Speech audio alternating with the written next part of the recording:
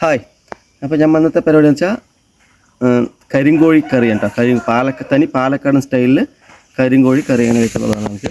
ഈ കരിങ്കോഴി പ്രത്യേകം ഈ ചൂട്ട് കറുപ്പായിരിക്കും, അതുപോലെ കാല്, കൊക്ക്, കണ്ണ്, ഇതിൻ്റെ അകത്ത് വരെ കറുപ്പായിരിക്കും, ചിക്കൻ വരെ, ഇറച്ചി വരെ കറുപ്പായിരിക്കും, മനസ്സിലായില്ലേ?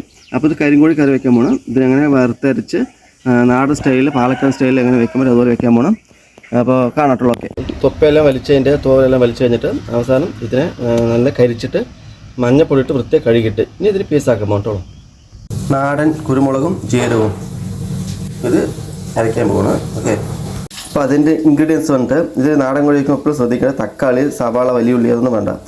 ഇതിൽ ചെറിയ ഉള്ളി, പച്ചമുളക്, ഇഞ്ചി, വെളുത്തുള്ളി പേസ്റ്റും അത് മാത്രം മതി, വേറെ ഒന്നും വേണ്ട കേട്ടോ. അപ്പോൾ ഈ ചിക്കനിലോട്ട് ഈ കുരുമുളകും ജീരകം അരച്ചതും മുളക് പൊടി, മല്ലിപ്പൊടി, മഞ്ഞൾപ്പൊടി ഇട്ടിട്ടുണ്ട്. അതും കൂടി നന്നായിട്ട് ഇങ്ങനെ പിഴിഞ്ഞിട്ട് ഒരു അരമണിക്കൂർ വെക്കണം. അപ്പോൾ നമ്മളാദ്യം വെളിച്ചെണ്ണ വെച്ചിട്ട് ഇത് മൺചട്ടിയാണ്.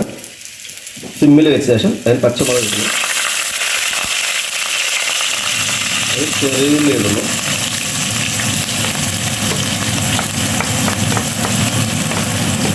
ഇത് നന്നായി വഴറ്റണം. അതിന് ശേഷം നമുക്ക് ഇഞ്ചി വെളുത്തുള്ളി പേസ്റ്റ് അതിലേക്ക് ഇടാം. എന്നിട്ട് നല്ല ബ്രൗണിഷ് ആകുന്നത് വരെ നമ്മൾ ഇളക്കിക്കൊണ്ടേയിരിക്കണം. അപ്പോൾ നന്നായി വഴറ്റി വന്നിട്ടുണ്ട്. ഇനി ഇതിലേക്ക് നമുക്ക് മിക്സ് ചെയ്ത ചിക്കൻ ഇതിലേക്ക് ഇടാം. നമുക്ക് നല്ലപോലെ ഇളക്കി കൊടുക്കാം.